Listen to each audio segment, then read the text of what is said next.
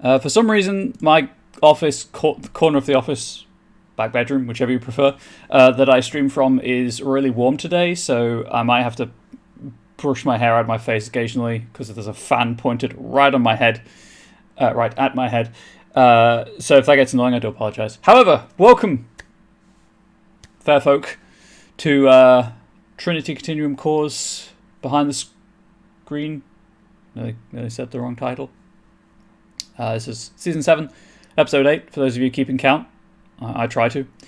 We're still dealing with folk horror, with horror in the Trinity Continuum. But as usual, let's get the outro out of the way. My name is Ryan, or Comrade Bubbles, whichever you prefer. I do not speak for Onyx Path, nor is this project official material. All views and opinions expressed are my own. You know, that I say, if anyone from Onyx Path posts in chat, it's theirs. And this material will be available to buy on the Storypath Nexus at some point in the future, bracket TBD bracket. I am merely a grateful fan with the platform. I am also disabled. I do experience muscle spasms. This can affect the muscles of my neck, my jaw, my tongue, my eyes on occasion, which makes things weird. But more importantly, it can lead to erratic movement of my head. If this does happen, I will just close the webcam. But it can also lead to stuttering and slurred speech. I speak reasonably quickly anyway. It's just a thing. British English people generally speak quite swiftly. I speak quickly for someone who speaks British English, and my nerves don't help, so there may be stuttering and slurred speech anyway. I try to consciously keep on top of that to produce the best experience I possibly can, but I'm just one person for 2 hours-ish, little less, so the anxiety is quite high, is what I'm saying. I do also struggle with multiple trains of thought. So if I start one, I will generally try to finish that before jumping track onto another one. However, as you can see right next to my head up here, get my arm vaguely in the right angle. There we go, that works. Up here, please do feel free to ask anything about playing or running role-playing games, preferably Onyx Path, as we're on the Onyx Path Twitch channel. But I'll answer as best I can for any game. There are so many games out there, I know but a small handful of them. But I will try to acknowledge that I've seen that in chat before finish what I'm talking about, and then go back to what you've said in chat. Fortunately, of course, the show has a very small viewership, so being overwhelmed by questions is not really a consideration I have to take into account, but I say it anyway. It might happen one day. So, I did update the Monday meeting notes. So, as usual, because I treat this as like a recap of Onyx Path talk show stuff, I guess, maybe. I don't know what you'd call it.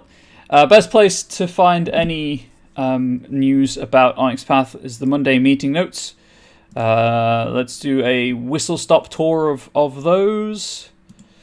So, first thing to really note is that the double feature Kickstarter continues to happen.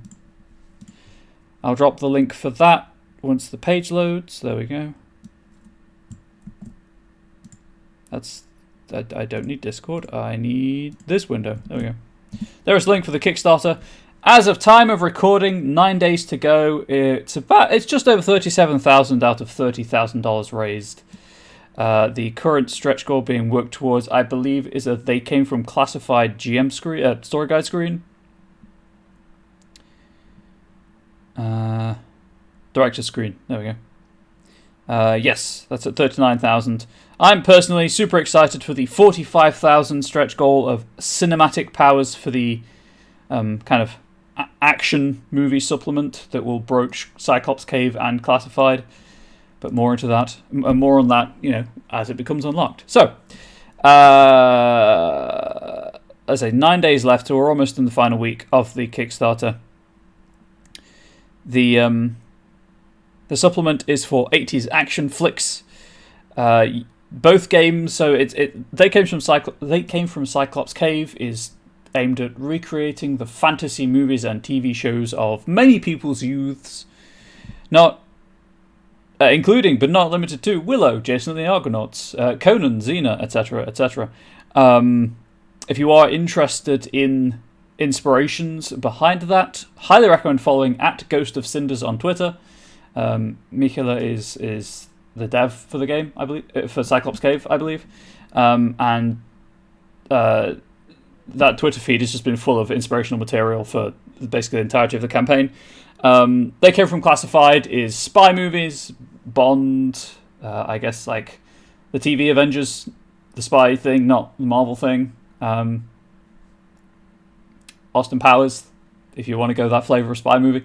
All of that side of classical cinematic and silver screen espionage from a variety of genres. That's what they're both emulating. Probably should have explained that first. But people are already respecking them into other things on the Onyx Path Discord server, like Star Wars. Although Star Wars is space fantasy, but that's a thing that is not the point of the show. This week's Monday meeting note does include some archetype previews for They Came From Classified, where you could play the adventurer, or the detective, or the operative, the provocateur, or the quartermaster if you want to play Q in the field. And as always, as has been said a lot on the Onyx Path Discord server, all of the archetypes are broadly compatible across all of the They Came From games, so you can bring in a G-Man from They Came From Beneath the Sea, for example, into your They Came From the Cyclops Cave game, if you particularly wanted to. Then there's some really, really sweet art from Demigod, Scion Demigod, that is. Other things to note: Friday is April the 1st, which means the end of the Cavaliers of Mars 10th anniversary celebration sale for Onyx Path as a whole. You can pick up, I think it's the entire game line for less than $5. So, please do consider doing that. On Drive-Thru RPG for PDFs, and the Studio 2 and Indie Press Revolution are 50% off physical book and screen. Next month, April, is the Exalted 3rd Edition Celebration Month. Sales starting on Friday, opening with Solars-oriented PDFs. So if you've been waiting to get in on the Wuxia-inspired Crunch Fest that is Exalted 3rd Edition, now would be the time. Strike while the anima is flaring. I don't know where I was going with that. Other Exalted types will be featured with discounts in the second half of the month. Then there's some more sweet art from Scion Dragon. Just Scion art in general is really cool. Today, after this show, about a year, an hour after the show ends, Eddie Webb and Daniel Lawson will be discussing what happens when you start out a fan and then wind up working on the game you're already in love with, which, let's face it, if you're watching this show and you are considering getting into community content, that's my path. Kind of. I'm a fan. I write community content for games now. Not for a living, you understand, but I do get to write community content because Onyx Path have those community content programs out there. And, maybe, I'll say this right, I'll say this at the end of the show as well. Maybe one day that coveted purple Discord role will be mine. All mine. Moving on. But seriously, if you're interested in that journey, please do feel free to check it out. I'm sure both of them have a lot of personal anecdotes to say about not only Onyx Path games, but maybe other games that they're involved in. Apparently, it's been a year since the Scion TV series was announced, or, the pitch was announced, so that's pretty hype. The second episode has been written and is progressing. Although, obviously, they need to pitch the show to networks and stuff still. And also, apparently,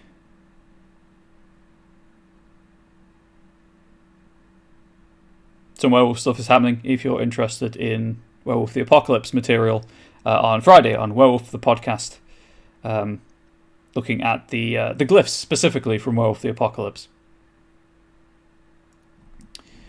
The Kickstarter I have explained. Please go back to the Kickstarter. We need to get the 80s Action Adventures cinematic stuff added.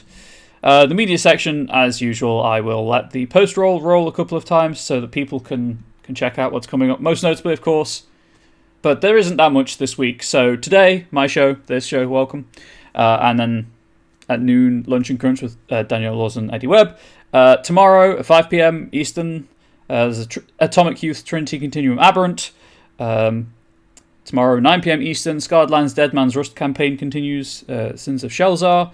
Thursday, 9 p.m. Eastern, A Mummy the Cursed Twilight Network, I assume run by Liam Conway, if I'm parsing this information correctly. Sunday, 3 p.m. Eastern, Silent Godsend by Rolling Nomads. Sunday, 7 p.m. Eastern, Silent Story Path Showcase by Hiromi Kota, which that has writers playing in it, and they're all cool folks, and you should check that one out. And then Monday, 6 p.m. Eastern, They Came From Classified, again by Rolling Nomads.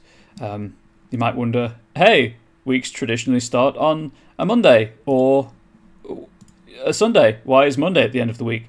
It's at the end of the week because the Monday Meeting Notes includes this information that I'm reading to you from the Monday Meeting Notes. So it doesn't make sense to include shows that may have already aired by the time the notes go up. That is why this show generally heads the Twitch schedule, and it is terrifying. That responsibility is something I am never ready for. Media highlight of the week, unsurprisingly, character creation sessions for They Came From Classified with Matthew Dawkins as the director, I believe. Could be wrong. But there's also a character creation session for They Came From the Cyclops Cave, run by Travis Legg, or Plastic Age Plays if you prefer. And, of course, there's Onyx Path News weekly YouTube content. Scion continues to be on a variety of virtual tabletops. On sale this week, So Now You're a Hero for Scion. It's a tasty bit. It's kind of... where is it? Provides advice and examples for story guides running a session that brings the player characters from origin to hero level. Which, if you don't know what that means, that's basically when a Scion finishes their life as, hey, I'm just an ordinary person on the street. I might be supernaturally good at some things, but, you know, not necessarily any better than someone who's at the top of their field, to, boy heck, the world is a dangerous place, and I'm at the very start of my hero's journey as I embrace my destiny as a child of a divine parent, let's say. It's always a tricky situation to find oneself in, story guide in that kind of session. So that advice is out there. Also, if you're interested in such things, Hunter the Vigil 2nd edition wallpapers will be available on Wednesday too. Conventions, still no convention dates. COVID still continues to be a thing. However, the third Onyx Path Virtual Con is happening in June. Con page is now live and start playing games. I myself need to figure out when I'm free in June to run at least one game for the Virtual Con. But if you don't know what happens around the Virtual Con, if you're perhaps new to the hobby or missed the first two, for the duration of the con, Onyx Path usually host games and usually run games and panels on their channel. This very channel that you're probably watching this live on. If you're not watching it live on the Onyx Path Twitch channel, that's thank you for the host, I guess. But also there are convention games, as you'd have at any in-person convention, with ticket prices being set last time by the GM. I don't know about this year, I haven't checked yet. But a portion of all the ticket prices goes to the, I want to say, Bodhana Group, which is a good charitable cause. Info on events and panels and all yet to come, to quote from the Monday Meeting Notes. Project status updates. There's an Exalted book on sidereals, or sidereals, never sure how to pronounce that, in red lines. A Trinity Continuum tasty bit, the Earth orbital habitat, specifically for Trinity Continuum Aberrant. That's also in red lines. It's a bit of ahead of schedule. Post-editing development, you've got the Adventure jumpstart for Trinity Continuum Adventure. It is titled Stampede of Justice. You've got to do that because of the exclamation marks. Trinity Continuum Ether is in art direction. Ether, I believe, is the steampunk TC game, so that's pretty exciting. Dead Man's Rust is in layout, should be improving in the next day or so. Demigods in proofing, which I need to update my friends on because we did a group pledge for that, so we need to know that it's almost a press. Oh gosh. And then at press, I think it remains largely unchanged from last week. So to do a swift and slurred recap, most likely. M20 Technocracy book and M20 Technocracy Reloaded book and screen are at fulfillment. Mummy 2E has been shipped to Kickstarter backers. Mummy 2E screen also shipping to Kickstarter backers. World of Darkness Ghost Hunters and screen at fulfillment. Paranormalist Handbook prepping for print on demand. TC Aeon Novella Meridian print on demand proof has arrived. So they have to check that that's all okay before agreeing the print-on-demand stuff can happen. Hunt the Vigil 2E Deluxe Files are prepping. They Came from Murder Lake book, twist cards, quip, and cinematic cards. All print-on-demand proofs coming. Trinity Continuum Panopticon, which I believe is a novella. Print-on-demand proof is on the way.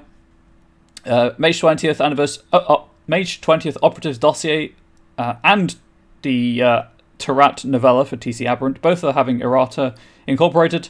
Tasty Bits, now you're a hero for sign until Wednesday. Hunt the Vigil 2E electronic wallpapers on drive-thru this Wednesday. Trinity Continuum Assassins PDF is out to pre-orders. And that's really it. And I'll post the full status list at the end of the show because we've invested enough time now in that side of things. So let us continue to the bulk of the show. So I'm going to hydrate because I've been talking for like 15 minutes.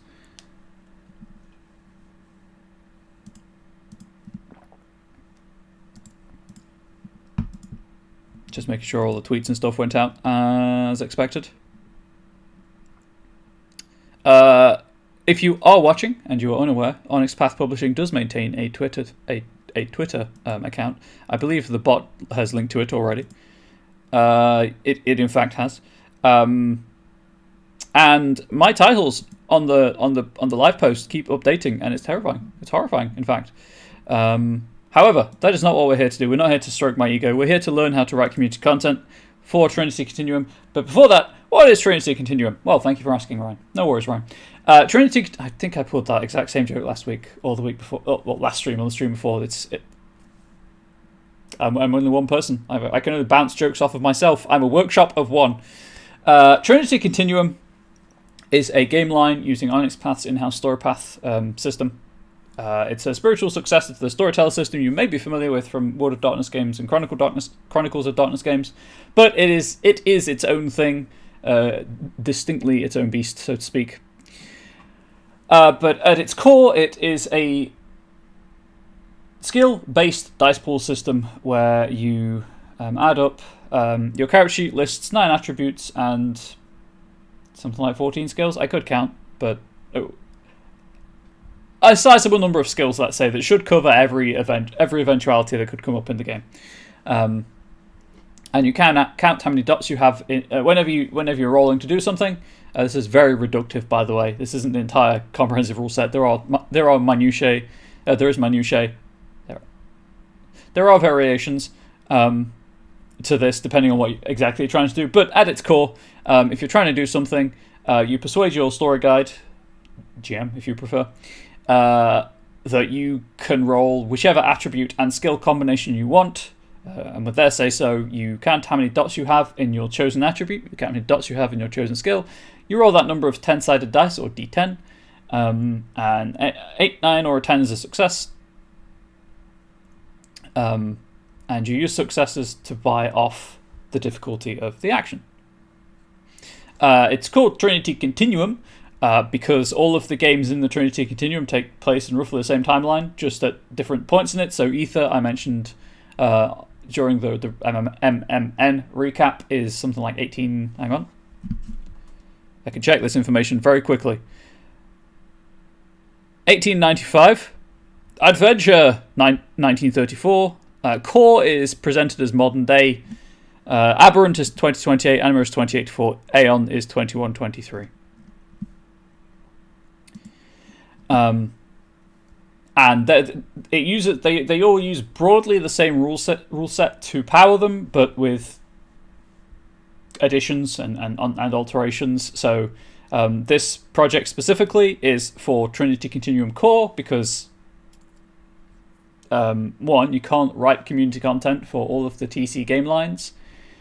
They're not all out yet, but also if it's compatible with Core, it'll be compatible with every game line. More or less. Sweeping generalization, let's say. That's the hope. So Core is the perhaps as the name suggests, the core rulebook, which you do need for the other game lines. The other game lines just add more content to play in their specific time periods and deal with their specific themes. So Trinity Continuum Aberrant, for example, yes, it's only set in 2028, but it uses its superpowers, essentially, and so it has a whole section dedicated to superpowers. Also, as a side note, as a community content creator, I enjoy doing I'm enjoying this season because when I was doing the Scarred Lands book, I had to have the Scarred Lands PDF open, I had to have the Frostlands of Fenrilic supplement open, I had to have the D&D 5e SRD open, and then I had to have example D&D books open so I could correctly track like subclass progression and stuff. Only needing one PDF open to reference it's nice. It cuts down on mental load. But obviously, if you're more interested in writing community content for supplements of a game line, then it's not something like be prepared or be aware, but just know what information is in which book. It will save you a lot of time and head scratching moments when you are frantically flicking through a book or scrolling through a PDF, and you're trying to find something, and you go to the index, you can't find it in the index, so you kind of look around the situation, and then 10-15 minutes later you have an epiphany, and you're like, oh wait, it's in a different book. Wonderful. So keeping its core is simple. I mean, it was also a necessity. This by making it compatible with the widest variety of projects possible, then sweet cash money. But still, well, or account credit, as the case may be. But still, Trinity Continuum, very simple game that uses the story path system to kind of emulate modern action, espionage. Well, not really espionage. Modern action movies that have kind of thriller, espionage elements to them, like sci-fi kind of thing. If you're interested in seeing it in action, last year Travis Legg, Plastic Age Plays in chat, ran a Story Path showcase on Trinity Continuum Core, as well as a whole host of other Story Path games, but specifically for the purposes of this show, for Trinity Continuum Core. And that was I played in it, and it was a lot of fun. It was a blast to partake in, and hopefully makes for a good viewing experience. But so that is essentially what Trinity Continuum Core is. This product, as you can see from where it says now creating, is called Horrors of the Continuum. It's focused on adding horror elements to your Trinity Continuum Core games. Now, in the future, this may be less applicable because there may be a horror supplement for the Trinity Continuum game line. But right now, this is the best we've got. So, as the recap, we opened with an introduction, as you can see, a discussion on safety tools mostly. As I've said a couple of times, and as I've opened with, in fact, just because horror games involve placing the player characters into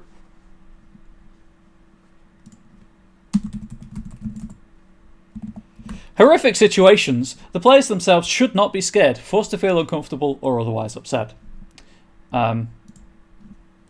So, talking to your players and figuring out what they're comfortable with versus what their characters are comfortable with. Just realized I was on the wrong tab in the ribbon. Is very important.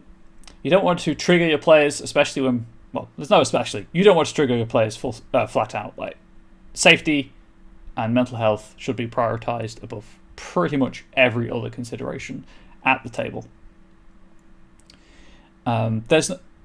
There's that thing where people say, oh, it's a tabletop role-playing game. There's no winner. You can't win it. I firmly believe that if everyone at the table is having fun, you're winning your role-playing game.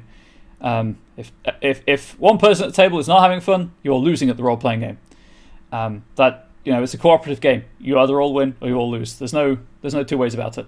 It's very, very morally absolute, well, very absolute, I guess, but still. Here's where the crook comes in and drags me off screen.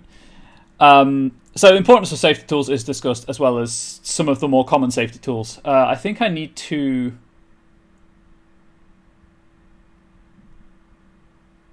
Yes. While I'm thinking about it, I'm going to drop the link into my document for the X card. It's just polite to do so.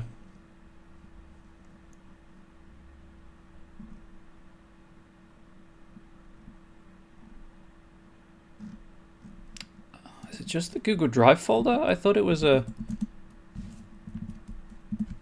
actual website set up by its creator. But this is just showing loads of Google Drive folders.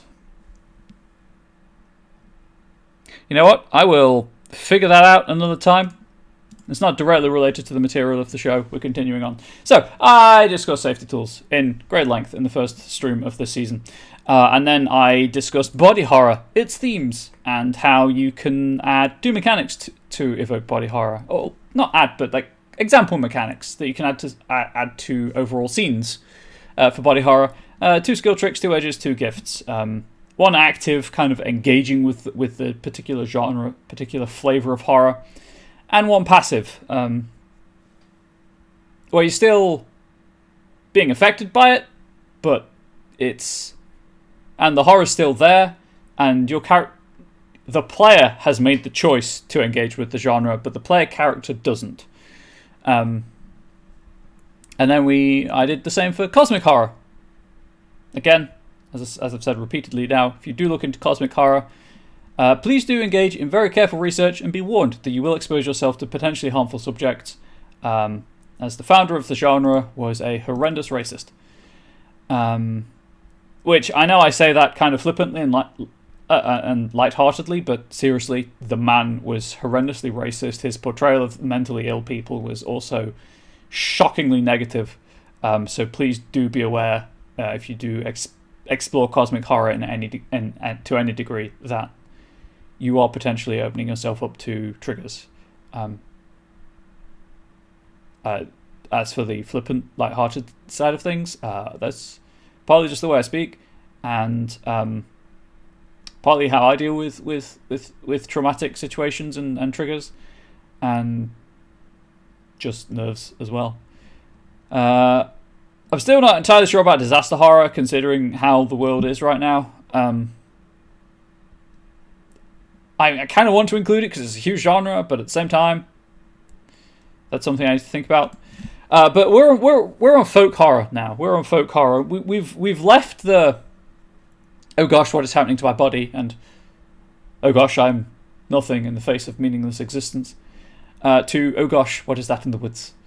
There's a lot of oh gosh in very, very British horror, as you can probably tell.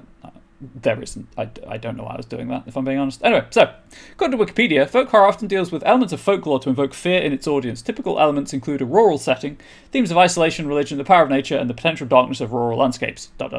Many derive their horror from the actions and beliefs of people, rather than explicitly supernatural elements. The primary focus of the stories is often upon naive outsiders coming up against these forces.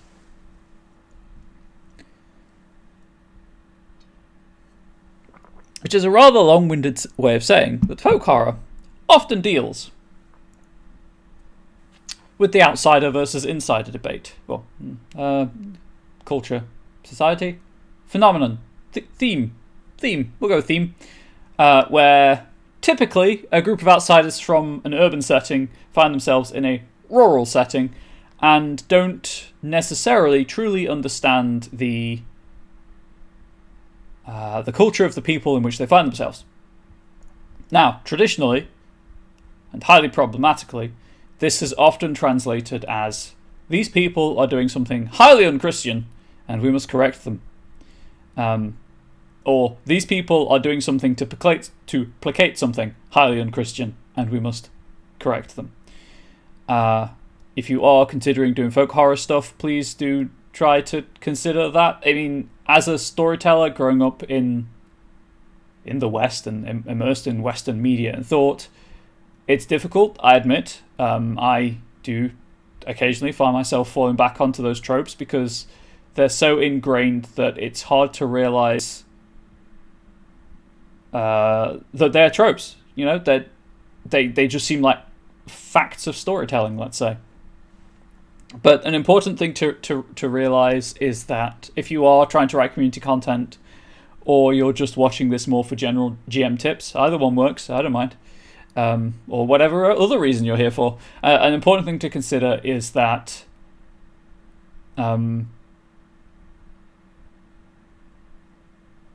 making mistakes is a fact of life, really, unless you're somehow perfect. It's how we deal with those mistakes that kind of defines us and our relationships to other people. So when you are running anything like this, I've called out indigenous cultures, witchcraft, paganism as a whole, the Romany people, because they're often associated with folk horror because of their beliefs and practices. If you do end up using, a racial stereotype or the colonial or evangelical side of that's not Christian, it's wrong, I'm going to correct it. Don't necessarily think. Don't have this image in your mind of yourself as like, I'm not evangelical, I'm not colonialist, I'm not hurting people, I'm not prejudiced, because that closes you off to criticism. Try instead to think that I don't want to be these things, because that opens you up to criticism, gives you the mind space to deal with it, to realize, in hindsight, that was maybe not the best decision to have made, and to move forwards with that wider awareness in action. I keep talking about this mindset throughout all of this season, I think, and I'm going to keep talking about it because it's important to realize how powerful mindsets can be, and particularly in horror, in the horror genre, where yes, a lot of horror staples are harmful stereotypes, because that's, to use the tired, I don't think it's an aphorism, the tired saying, it's just how things were. Yeah, sure, that's how things were. That doesn't mean they have to be like that. Oh gosh. Oh dear, that's a huge raid. Wisdom saves. Thank you for the raid. Hello, raiders. Welcome to my show, where I discuss running role-playing games and how to write community content for them. Obviously, by extension, like, it's not just community content, it's how to write content for different role-playing games. But if you want to sell it, it has to be community content, because unless you get hired by Onyx Path as a writer, obviously, in which case Onyx Path are selling it. I'm going down a rabbit hole of digression. Welcome, thank you for the huge raid, Wisdom saves, and welcome, raiders. Please do feel free to ask anything about playing or running role-playing games. As you can plainly see next to my head over here, my arms are. That's a really weird angle to hold my arm at.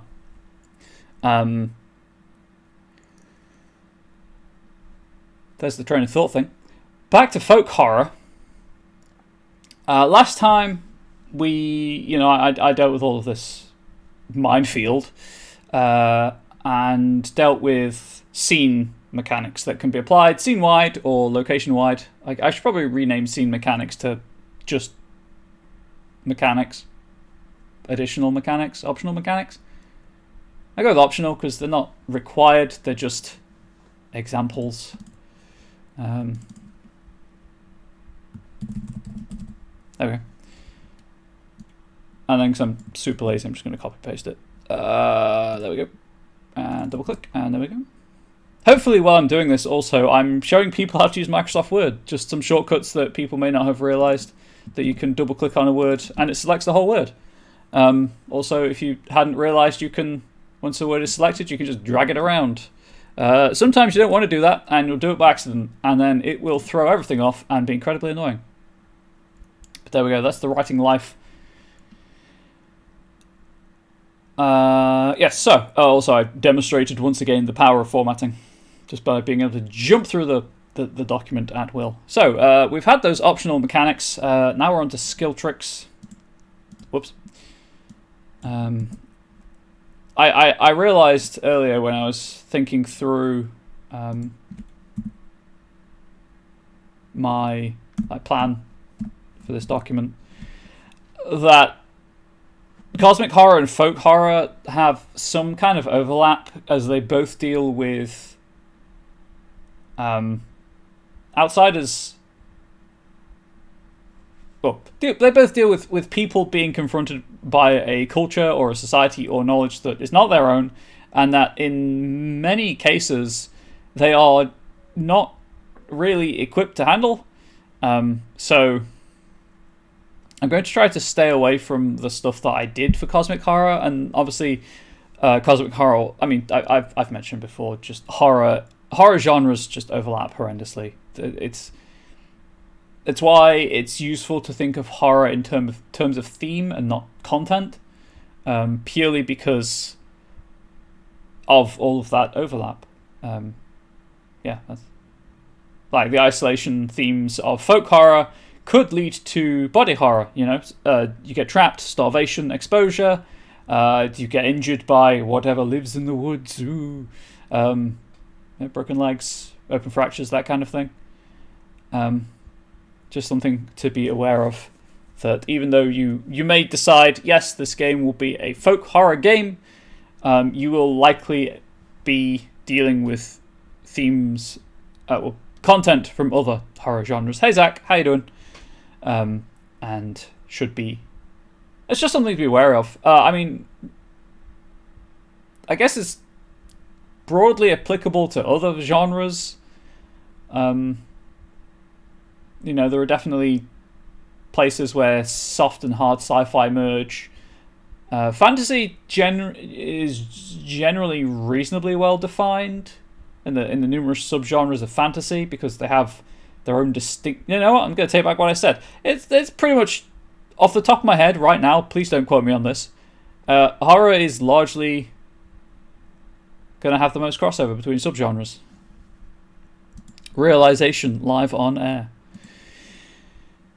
However, I'm going to stop stimming. I'm going to hydrate, and we're going to get started.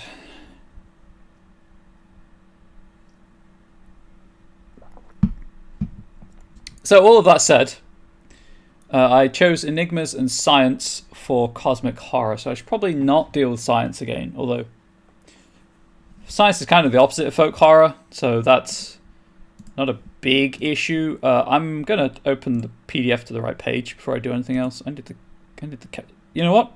I don't need the character sheet. I have a bookmarked PDF I can use. Yep, I sure can just use the bookmarks under the skills section. Okay, what would an active engagement before thinking of the skill? So for those unaware, skill tricks are little ways in which your player character has perhaps perfected the use of a certain skill in ways that other characters can't. So, for example, let's pick culture. Why not? Culture being your knowledge of religious practices, pop culture, and other cultural touchstones. So that's what the skill is used for. But the 3 tricks provided in the rulebook, you can just recall a bit of urban legend or cultural story and use it to correlate to current events. So you get a clue to further the current story. Or you members only. Character understands how groups come together and support each other and can use that knowledge to great effect. So you can temporarily increase your relationship with another character. Or, that's my favourite too, you can use your knowledge of a culture's interests and values to fit in. So you just gain extra dice to the roll to form a good relationship. So everyone has access to the skills, but not everyone has access. Well, I mean, technically everyone has access to the skill tricks because you can choose them at character creation, but and through expenditure of experience. But not every character will have the same tricks. Is what I'm trying to say. Let's use a homegrown, very personal example. Everyone can write homebrew material. I firmly believe, given time, resources, and assistance, everyone can do it. Not everyone gets a show on a publisher's channel to do it. Does that make sense? That's what I was going for. There we go. Stroke my ego once more. So, what do we really want to do? So, folk horror, I've dealt with isolation in the optional mechanics section. I've dealt with the kind of anxieties and doubts that are usually physically represented by characters being chased in folk horror stories. So that's that. What else do we have? We've got the religion, we've got the power of nature, potential darkness of rural landscapes. I mean, religion, superstition, folk practices. I mean, maybe that's just it. Like, your character, for whatever reason, has a wide and a broad knowledge of folk practices and superstitions. What would that do? What would that do? What would that give you mechanically? I mean, if these stories usually deal with outsider insider stuff, right? As I've said. So what if that knowledge kind of helps people treat you as an insider, maybe?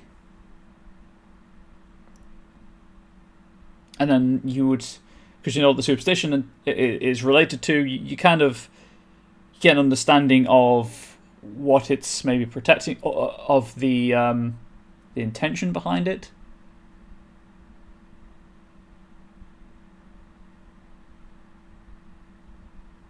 Yeah, let's go with that intention one. Okay, I have an idea. So, I guess this would be tied to culture, actually. Go me. Look at me trying to step away from enigmas as my go-to for horror.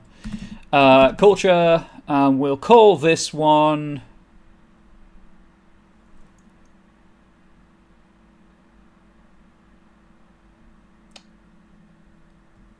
I suck at naming things.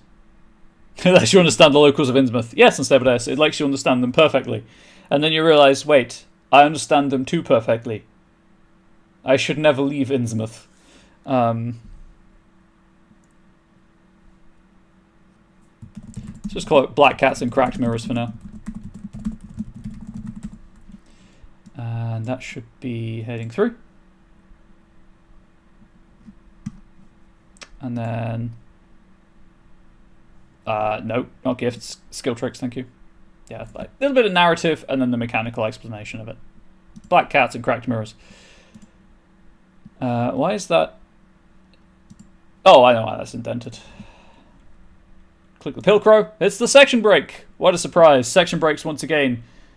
Simultaneously, the most useful thing you can possibly master when producing community content, and also the bane of my existence. However, culture, Black Cats and Cracked Mirrors. Your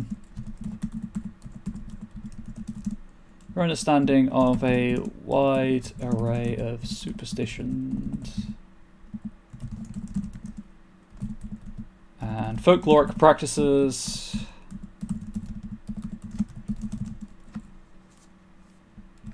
Allows you to intuit the meaning of seemingly insignificant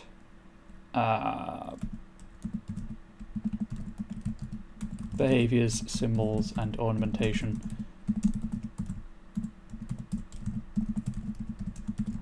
Once per scene, you may ask your story guide, again, it's the equivalent of the GM or the game master or the game moderator or whatever you want to call it. You may ask USU. You may ask your story guide a question about a behavior, symbol, or other seemingly important object that you can see.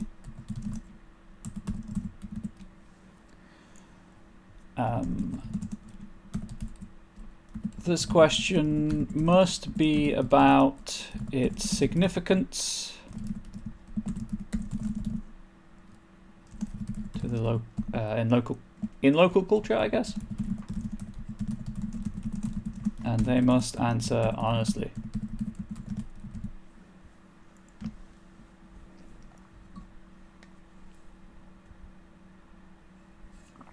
A lot of the time, skill tricks do not appear to involve dice rolls, so no dice roll. You get one free question per scene about something and its significance and its importance in the local environment. Even if the answer is that it is unimportant.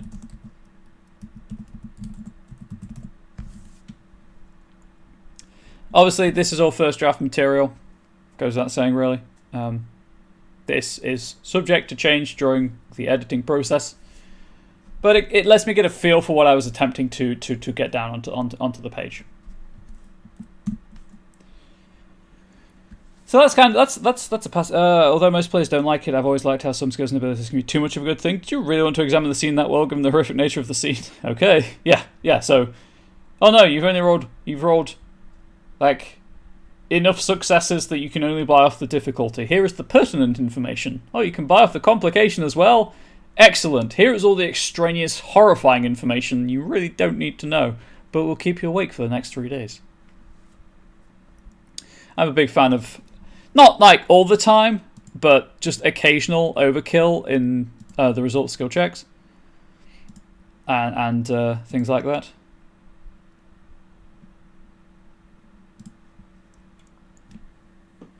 Can you imagine if that was I'm trying to figure out if that would be a fun premise for a game. I don't think it would be. I think kind of once it becomes the premise of a game, it kind of loses its appeal. Once it's every time you see everything. It's like when, to use D&D's, the Dragon game as an example, when someone rolls obscenely high on a perception check and it's like, right, I could invent a load of extraneous details about how they take in the entirety of time and space. Or I could say, you are very confident that you only see this information. Anyway, so that's more of a passive thing. What other skills are there? Because sometimes looking at the skills helps me to reverse engineer what I'm trying to achieve with the... you know what, let's put this below the webcam so I'm kind of looking sort of at the webcam while I'm talking. Ooh. Integrity.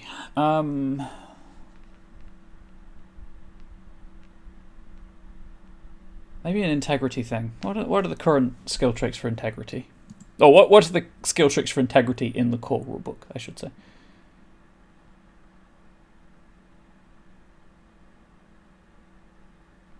Defensive stuff in action scenes. Deception. Adding to command. Okay.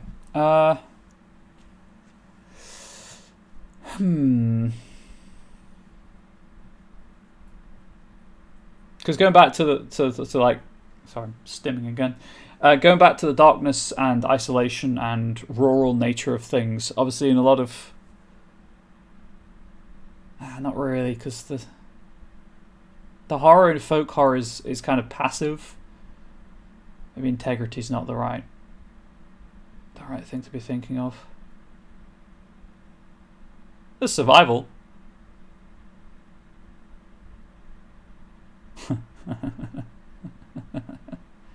Oh, hey, a bot. 2 bots in a row. Swing the banhammer. I have that power. Don't mess with me. So before the bots turned up, I had an idea. What about you can, like, predator spore, predator tracks. You have a reasonable understanding of what animals of certain sizes will hunt in the local environment. What about you can lay false tracks to scare people, or if being hunted can divert its attentions elsewhere. I think the latter one is more active, but the former allows for a wider use in a way, because it doesn't rely on you being hunted. You can just lay the tracks to unsettle people. Yeah, I think it's the former. I feel like the latter one is far more thematic,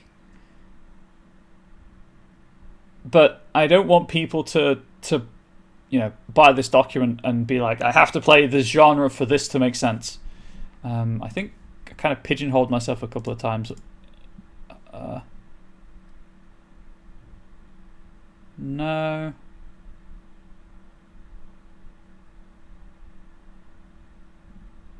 No, those are applicable.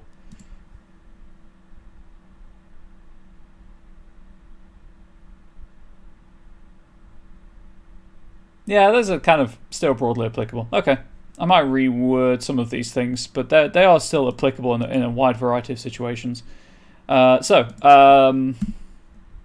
Survival.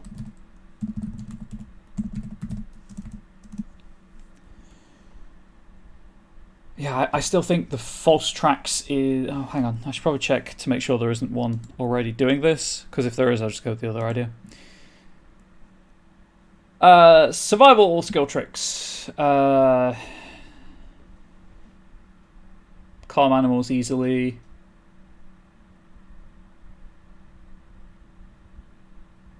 Just leave a situation automatically. Survive in the harshest climates. Obscure tracks. Okay, so there isn't specifically one dealing with what I'm handling here. I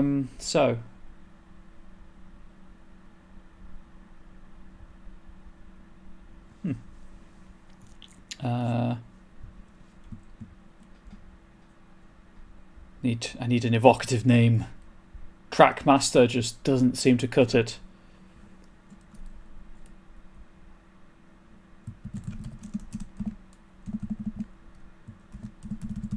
Follow me. If you can. I don't know. You are adept at faking the tracks of other people and animals.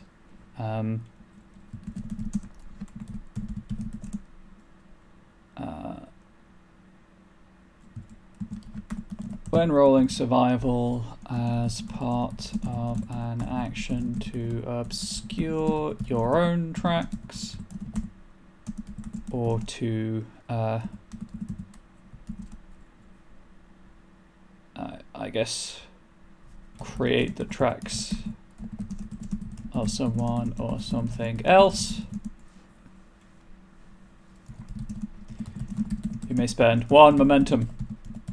For those who are unaware, momentum is a resource that players generate naturally through play, usually when you fail a roll, and that can be spent on a variety of effects. Most notably, momentum is usually used to trigger skill tricks and... No, just skill tricks really, because edges generally just happen, and gifts are inspiration based. Yes, so as I was saying, this needs to be heading... Nope, that's the wrong one. This needs to be heading 3. Most notably, you can spend 1 momentum per die to add to a dice roll, and also to activate skill tricks. I really need to rename that, but that's a problem for the future. You may spend 1 momentum. If you do, you may create a series of false tracks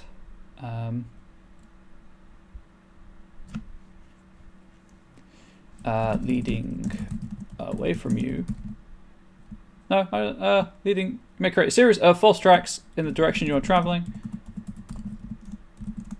or in a reasonable or for a reasonable direction, or leading away from you, comma, for a reasonable direction. Nope, not direction. Distance. Moving out of D. Or for a reasonable distance. Oh wow, we're at 3 bots today. This has been a busy stream.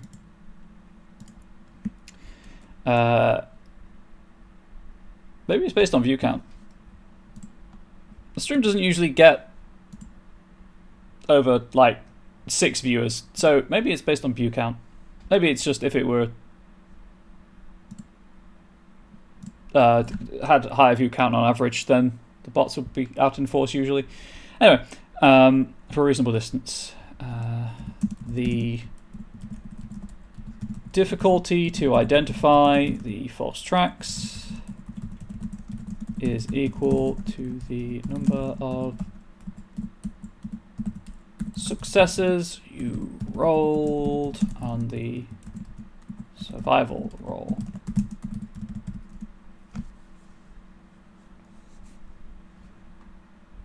Simple. Doesn't really affect gameplay in any way, like most skill tricks, but when it comes up, it can be very useful. Boom, skill tricks done. Next. Edges, wonderful. So, for those familiar with other Onyx Path games, edges are, I should just click. There we go. Edges are broadly analogous to merits. I just need a space there and there. So these again, one active, one passive engagement with the genre material, I guess. These can, unlike skill tricks, these are going to necessarily be more kind of focused on the genre, but not as focused as gifts. So edges are tied to attribute arena. Sorry, not attribute. They're tied to arena. So mental, social, or physical. Each of which has 3 attributes. I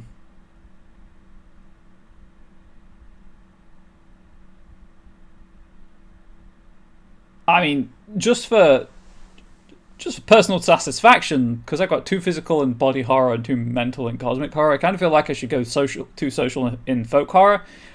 But I'm thinking 1 social, 1 mental, because the genre kind of covers both fear of the unknown and also interacting with people who are treating you as an outsider, because you are an outsider. So, what could we key off of? What do we want to explore with these edges? I think there's a direction sense one, so never getting lost doesn't make any sense. Edges, there we go. I don't particularly want to dip into style edges or inspired and enhanced edges, just because I kind of want to leave them, because if you're not playing a game with talents or powered characters, let's say,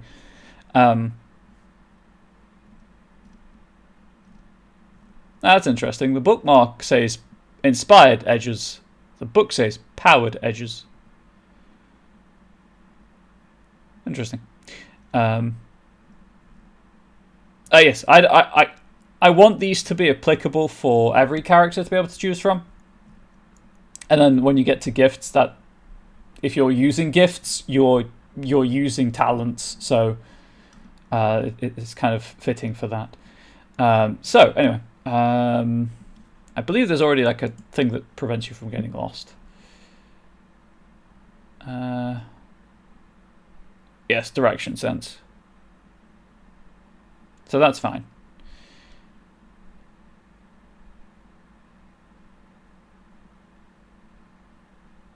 Oh yeah, Zach, this is focused on TC Core.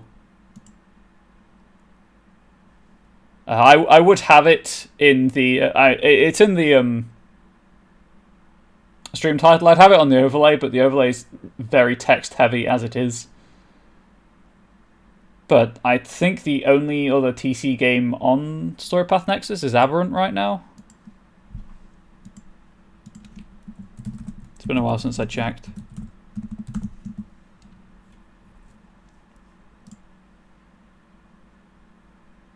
Please bear with me. There is a handy dandy list and I think it's the content guidelines of what you can and cannot add.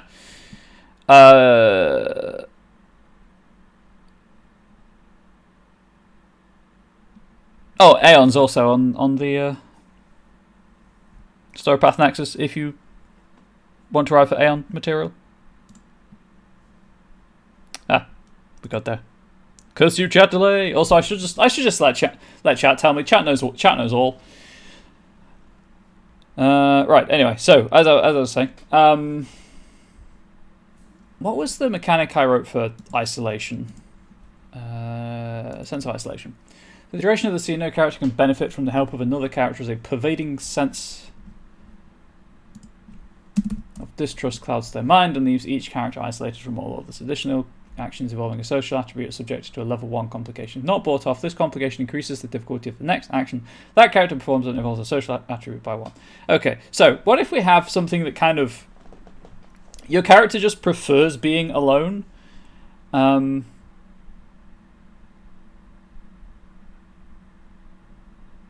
gets enhancement on composure rolls for being alone? Ooh. No, I like this. I'm going to follow this thought. So, 1 to 5 dot rating. Again, I vocalized stuff before writing it down because it allows me to think it through. 1 to 5 dot rating, you get enhancement equal to 5 enhancement is busted, so maybe 1 to 3 dot rating. Equal to the dot rating on composure related rolls, but your enhancement from being helped cannot exceed the dot rating. I know I'm talking that kind of, maybe it's number minus dot rating.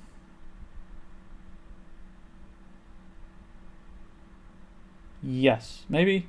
So let's think this through. So if we do it the original way, so if you've got like a 2 dot version of this gift, edge, sorry, not gift, then on composure rolls, you're getting 2 enhancement just because maybe it's when you're alone.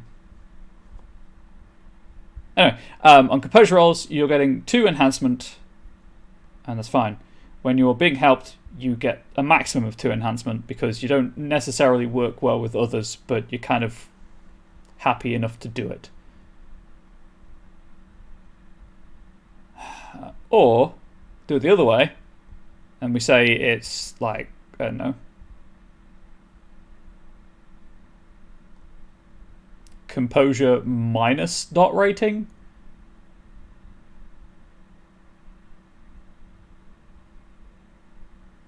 So average composure would be like 3. I think it goes up to 3. So the more self-reliant you are, the better you are at acting alone, the worse you are at receiving help from other people. I think that works. I think I like that more. I'm still trying to find. I mean, there's teamwork rules, but they're more about milestones.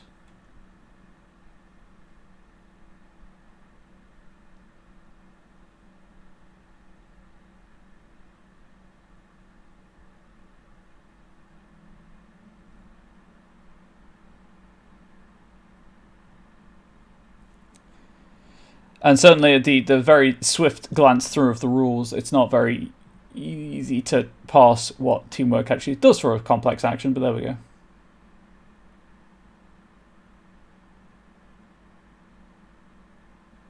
I think each person rolls the dice pool, takes up an attempt. It just takes that they do it during the same period of time. I think it is the intention.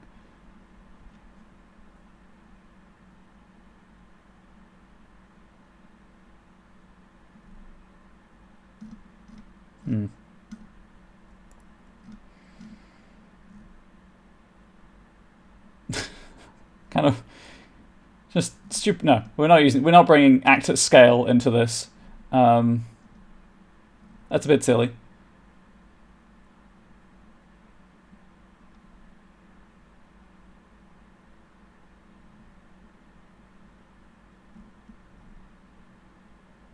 think in other story path games, helping people is like they roll.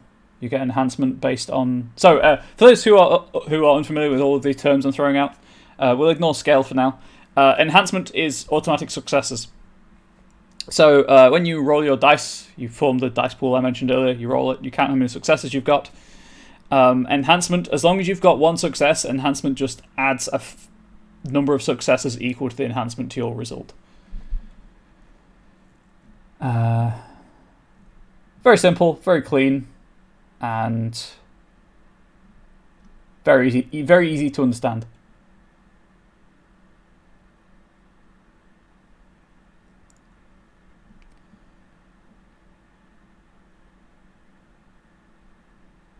I'm just trying to skim through the rules to see if I can find anything to indicate that I'm on the wrong track with this thought process about working.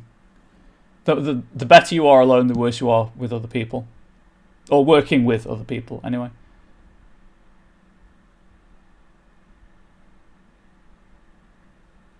As I say, I believe in Scion, everyone who's helping you rolls rather than dice pool and just gives you enhancement on your roll, up to a maximum of 3, I think it is. It's been a while, but I think it's 3. So I'm just trying to skim through the text and figure it out.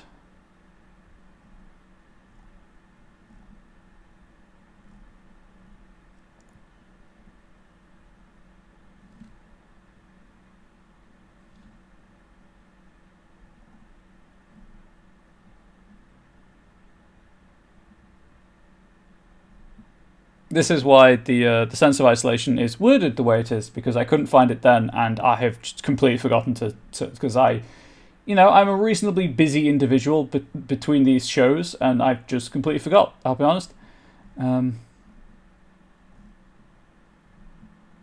It was on my mind for a couple of times, for a couple of days, and then it just slipped it as life happens, as life is wont to do.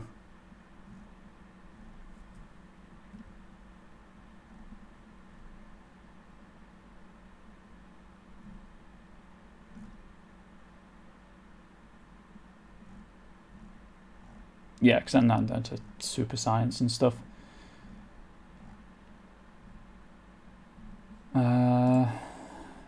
Just do another quick check of the index.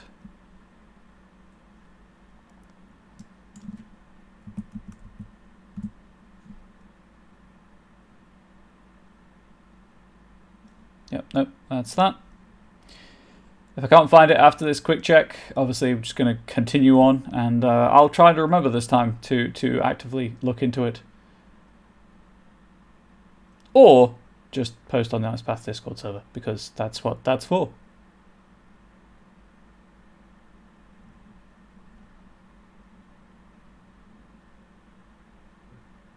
Side note, if you're ever looking for anything, well worth looking at the Onyx Path Discord server for rules answers. There is a large community of people who know what they're talking about more than I do, just waiting to help you out with whatever problem you may have.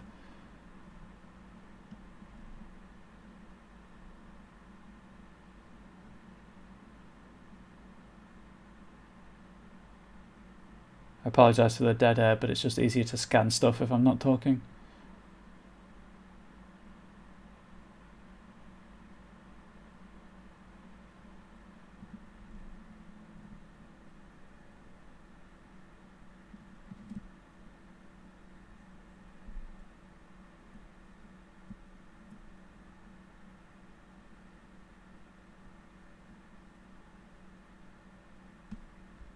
Okay, yeah, I'm not seeing anything in the index. I really need to just figure that out. Okay, moving on. So I think I'm going to go with that for now. As with sense of isolation, I'll just include language that is ambiguous but still focused on what it should be. This is I guess a mental edge, I guess, technically. Nope.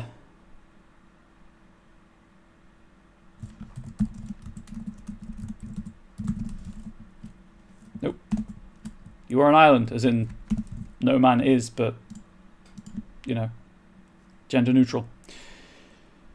Years of working alone have taught you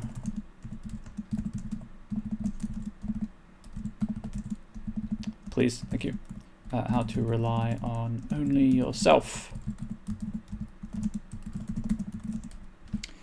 And then we'll go with, am I really using asterisks? I really am. I don't need to. There is a perfectly good dot symbol.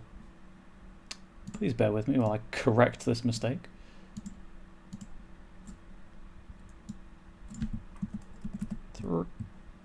Three, 1, 2, 1, 2, 1, 2, 3. I don't know why I'd forgot about the dot exists, if I'm being honest.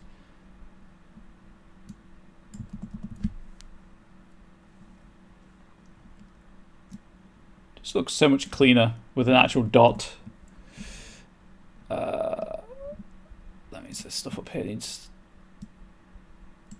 because I would most likely catch this during editing, but the trouble with self-editing your work is that because you are used to it,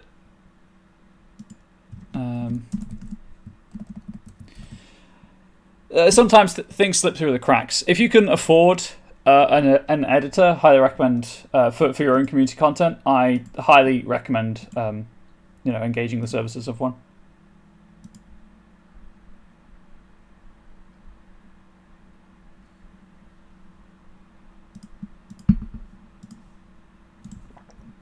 Anyway, 1 to 3. Years of working alone have taught you how to rely only on yourself.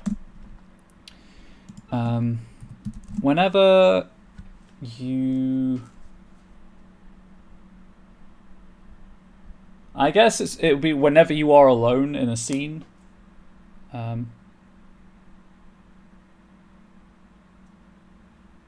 Or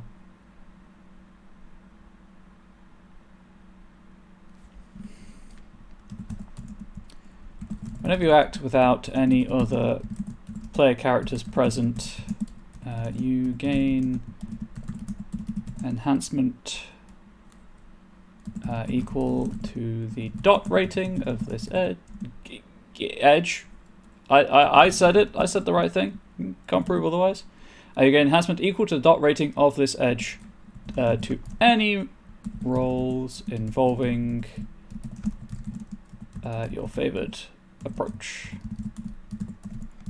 So to briefly explain favored approach for those who may not know, in your attributes, so the raw talent that you possess, or the games may call them ability scores, they're divided into 3 different arenas: physical, social, and mental, and also 3 different approaches: force, finesse, and resilience.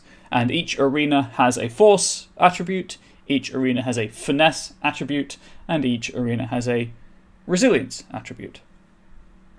So the force attributes, for example, let's see if I can do this off the top of my head, are might, intellect, and manipulation.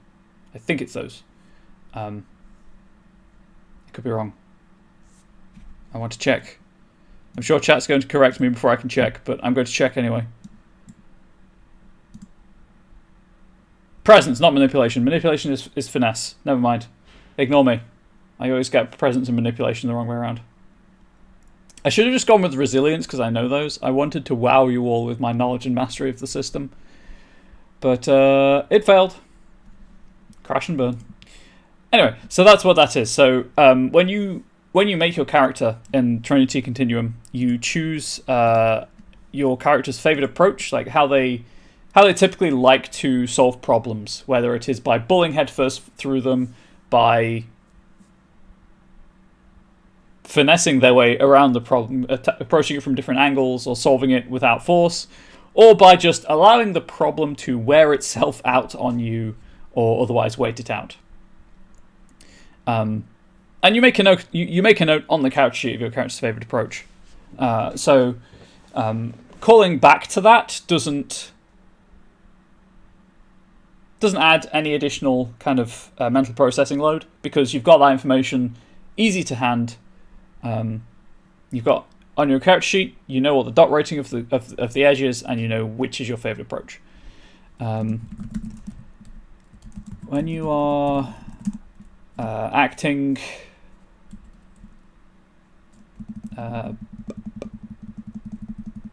right, here's the thing, because I wanted to do the whole you may never gain enhancement from other people helping.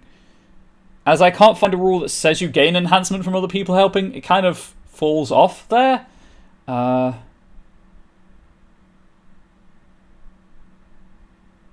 I don't really know how to handle that.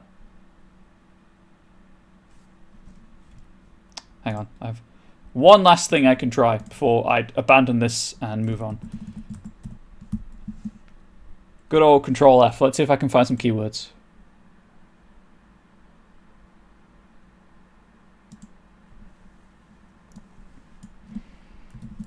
You know, we'll go with help first.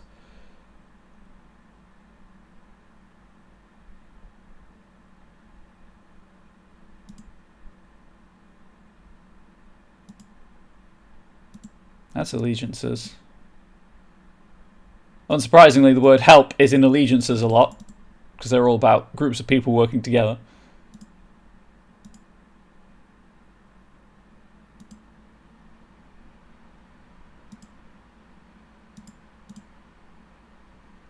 Maybe I should have done this at the top of the document and worked down. Boy, do I have egg on my face.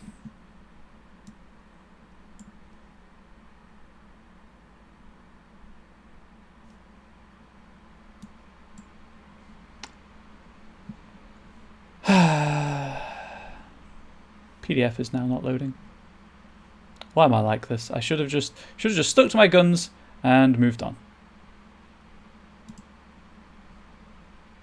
But I'm at the top of the document now.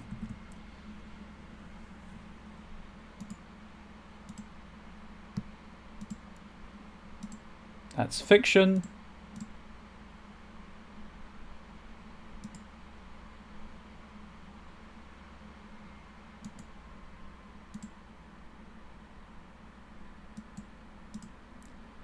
Probably not in the how to use this book section. You know, this is taking too long. We're moving on. Right, now I have to do the fallback of invent something wild on the fly. You know what? No, it works. It works as is. I mean, it's perhaps not as flavoursome and thematic as I would like to include, but it does work. Like, I'll call it self-reliant.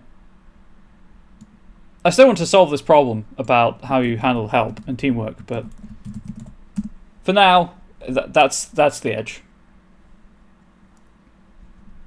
But then it's not really the folk horror aspect. It's just, you know, you've got to work it on your own.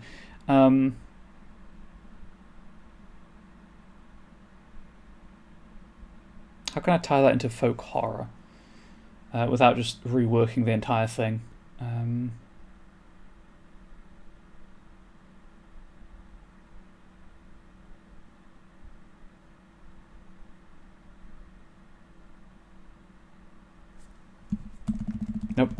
Nope. Isolated. Still do it 1 to 3. Still gets that.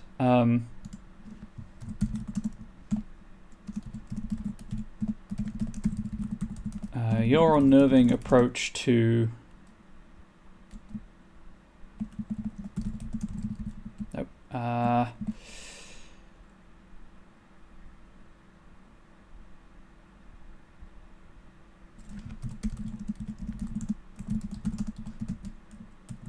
Your inner focus unsettles other people. Yes. That. Get rid of that. This is now the thing.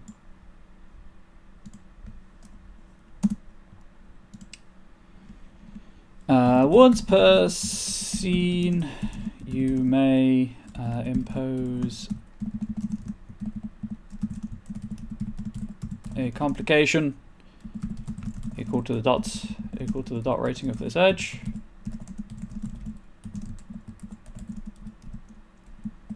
To one roll being made by a character you can see. If this complication is not bought off,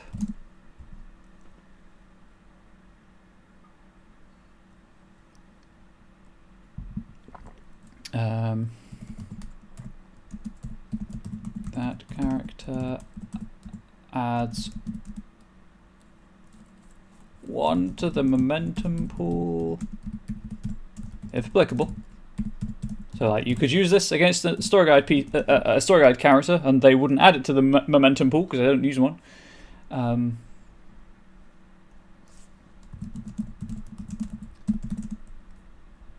gains the spooked condition that adds 1 to the difficulty of all social roles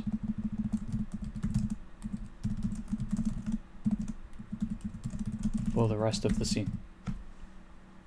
Rest of the scene? Scene? Let's see. The scene, it's short, you don't have to keep track of it, but you could just use it at the end of the scene to generate momentum. Session. I think it has to be a once per session thing. Let's do it once per session. Generating momentum, kind of useful.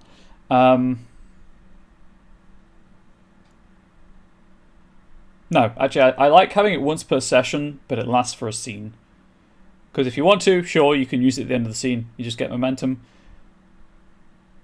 Otherwise, you'd just be waiting until the end of the session to use it. Yeah, I think that works.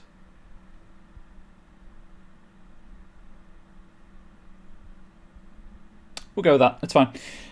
This, however, has become more of a social thing. So there we go. I'm just checking the time. I don't think I've got enough time to finish another edge.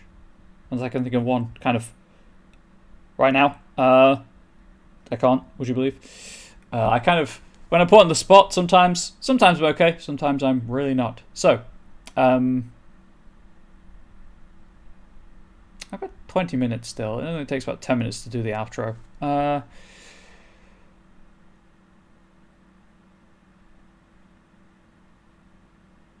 Isolation, darkness. Is there a night vision edge thing?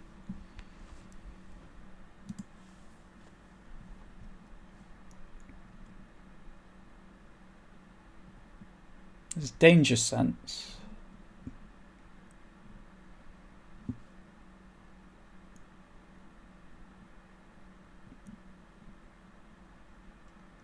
There's keen sense.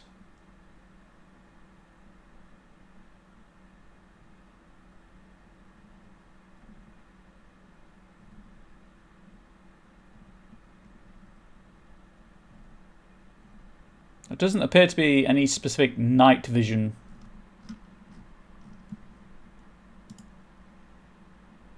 Okay.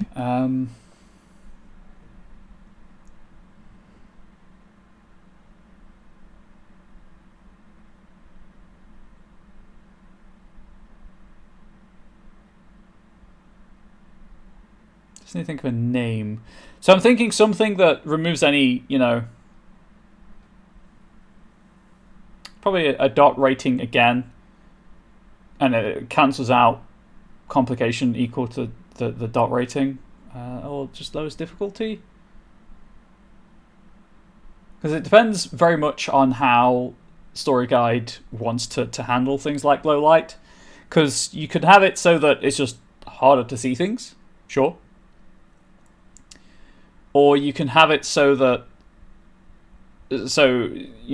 someone's trying to creep up on you, their stealth their roll produces a difficulty of, let's say, 3 for your integrity and cunning roll to buy off for you to see them, and then the darkness just gives them, I guess, enhancement in this instance. Whereas the other way you could handle it is that they get the 3 successes again that gives you a difficulty of 3, but the darkness imposes a complication. So you perhaps roll 3 successes, and so you see something, you see movement, you know that there's something there, but because you haven't bought the complication off, you don't know exactly where it is. And that's definitely what I would lean towards in that situation. I'm saying all this, and I haven't actually checked to see if there are rules for light levels. I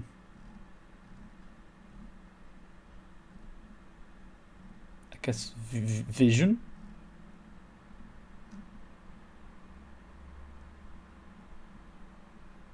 Nope. Or visibility, for that matter. Still nope.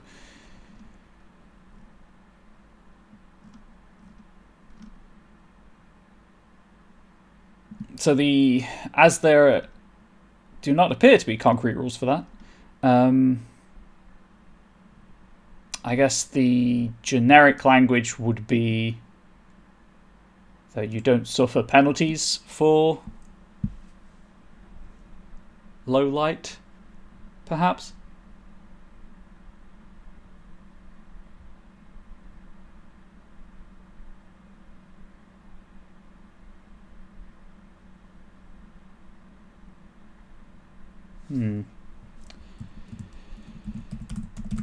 Oops. Physical. Let's call it piercing gaze. Oops.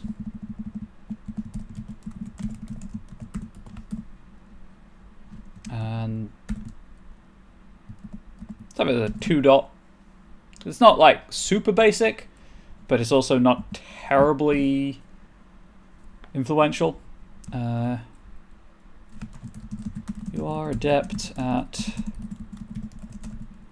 peering through gloom and fog.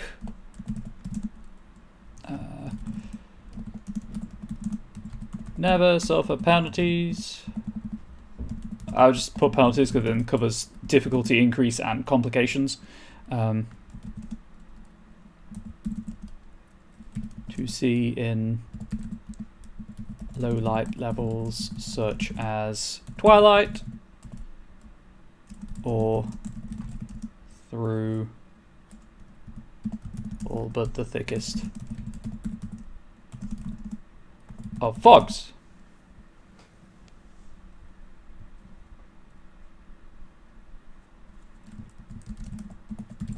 And you gain 1 enhancement.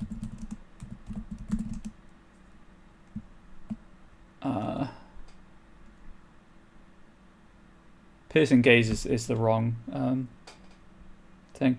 It's the wrong name. You gain 1 enhancement. I guess it'd just be awareness. It's kind of a vanilla name. And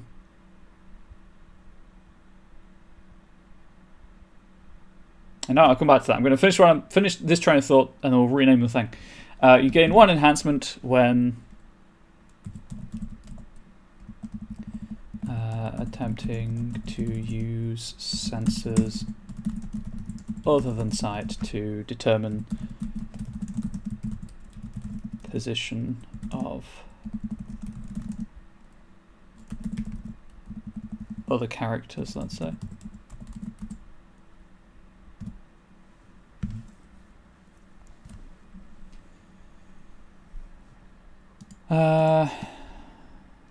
Hang on.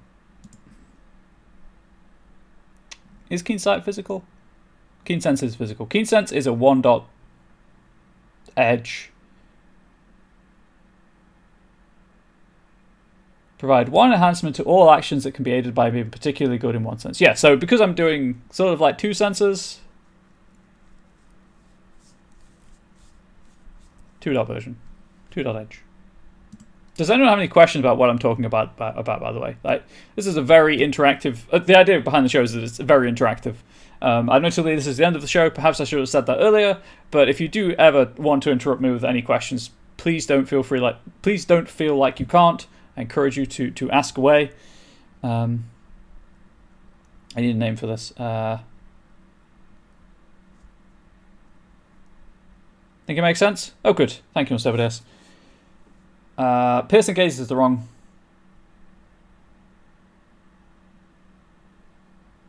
Open your senses. I'm just going to call it fine senses because it's not really keen in the way of the one dot edge, where you've got like a hyper focused sense, but it's more just generic buff to all of them. And of course, save your work. I should have been saving all throughout. Know the dark. Ooh, I like it. I like it. That's what it's called now. Thank you. I should have been saving throughout. I'm a terrible writer.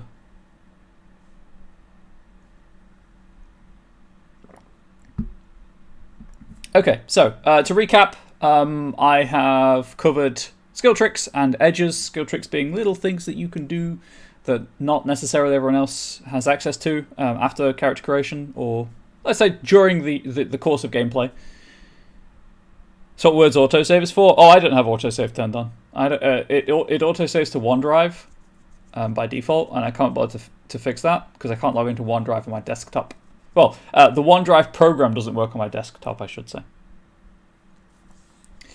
But it has a pretty good restore feature, so it will recovery feature. Sorry. Anyway, so yes, cover skill tricks. We've got black cats and cracked mirrors, which helps you with superstition, and we've got follow me if you can, which is about laying false tracks, and then edges are kind of innate things that you can do that not everyone can. Again, during the course gameplay. So isolated is playing more on the superstition and the survival thing is, you know, the folk horror usually involves being chased or hunted in some way. Edges, again, we're playing with that feeling of isolation, being alone, and just being unsettled by that with the isolated edge. And then Know the Dark is about being lost in the dark and being used to that and being able to deal with that kind of on your own terms. The edges are generally a bit more generic feeling. It's the gifts that get more into the genre-specific things, and that's where we're going next time.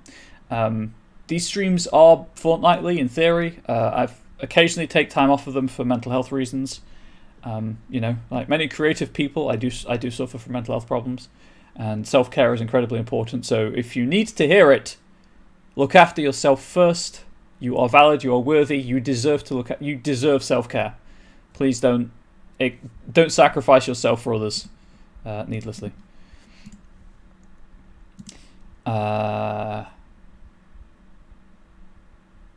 That's the recap for today's material. If you were not here at the start of the stream, Monday meeting notes recap. Heck yes. So I have to open the right window for this. The Monday meeting notes are the best place to go for. So if you're new here, perhaps you've come in during the stream. The Monday meeting notes are the best place to go for Onyx Path updates.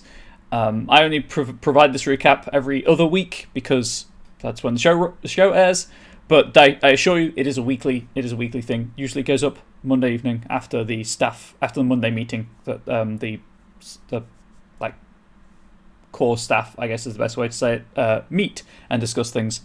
Right now, the big focus for the Monday meeting notes, unsurprisingly, is the current Kickstarter. They came from Cyclops Cave and classified in a double feature. 2 different role-playing games. You can back for one, the other, or both. You don't have to get both books if you don't like the sound of both of them.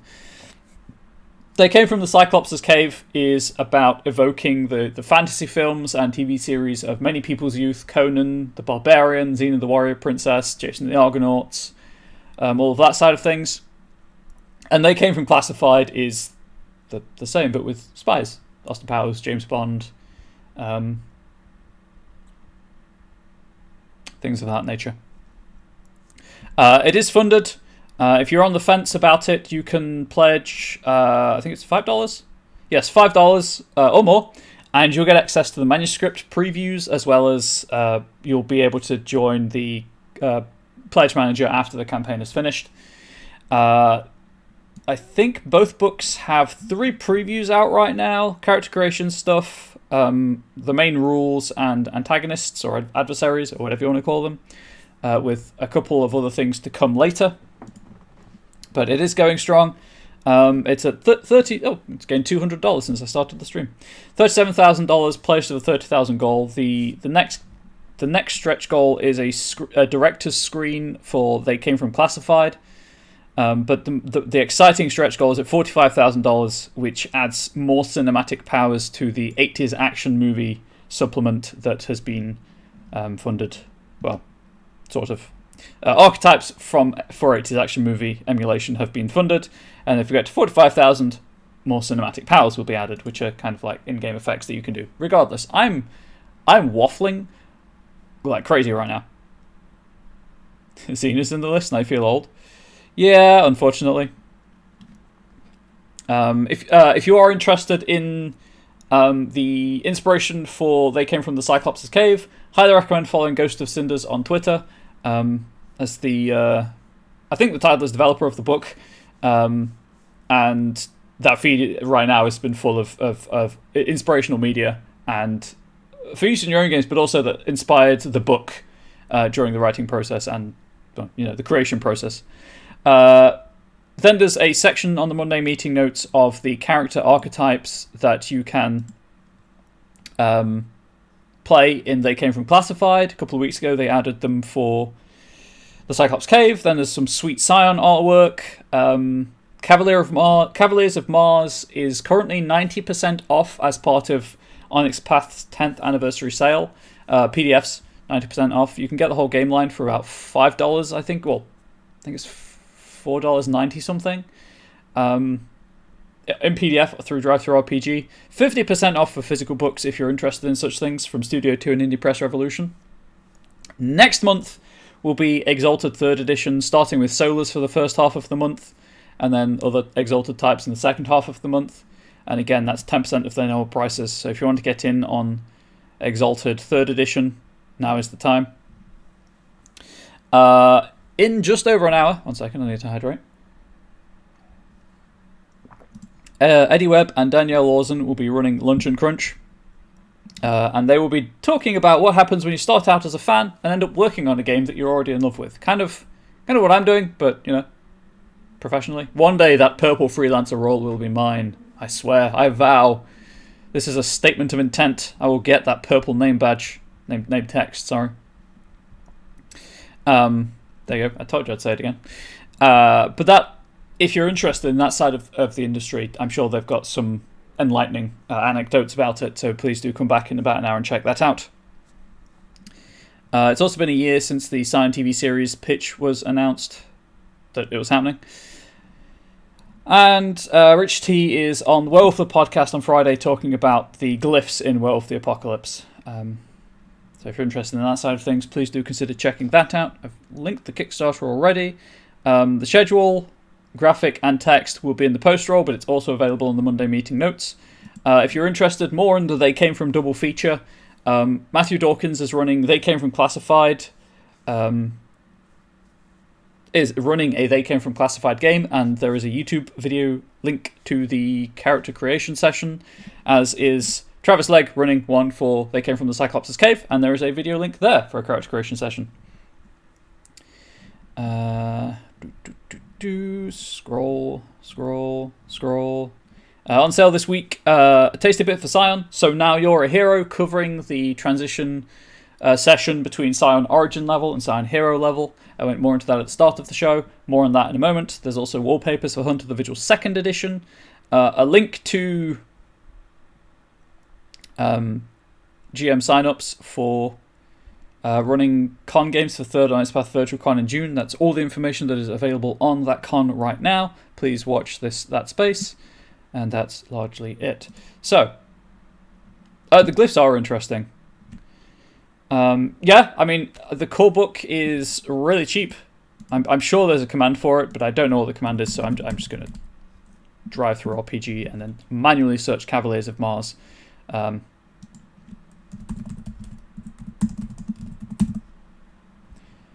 Core rulebook right now is... Where is it? There it is. It is $2.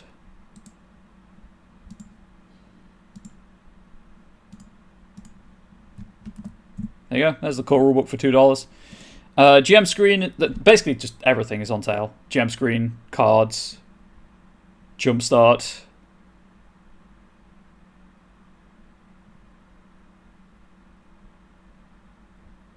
Anyway, source books.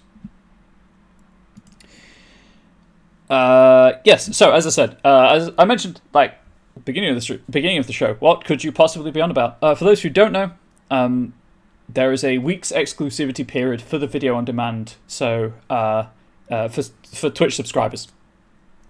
So if you're not a subscriber to the Onyx Path Twitch channel, but you want to watch the beginning of this episode for whatever reason, you'll have to wait a week to watch it on Twitch, and then after that week, it goes up onto my personal YouTube channel.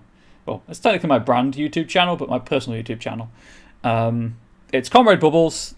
I'm Comrade Bubbles, like, you know, here, everywhere. Twitter, Twitch, most places, anyway. And it goes up on my YouTube channel after that week's exclusivity period is over. It goes up in a playlist with the previous episodes of this season. Historical seasons of the show are also up there if you're interested in watching me write other material, discuss other material. Oh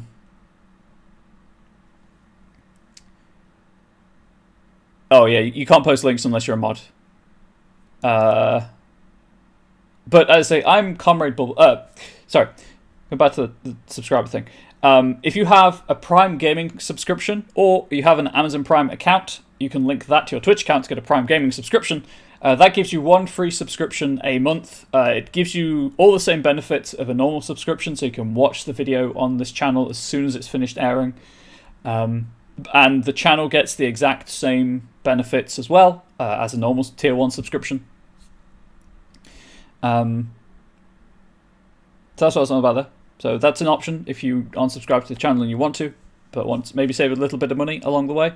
That subscription does not automatically renew. Please do bear that in mind. You do have to manually renew Prime Gaming subscriptions, but it's there as an option.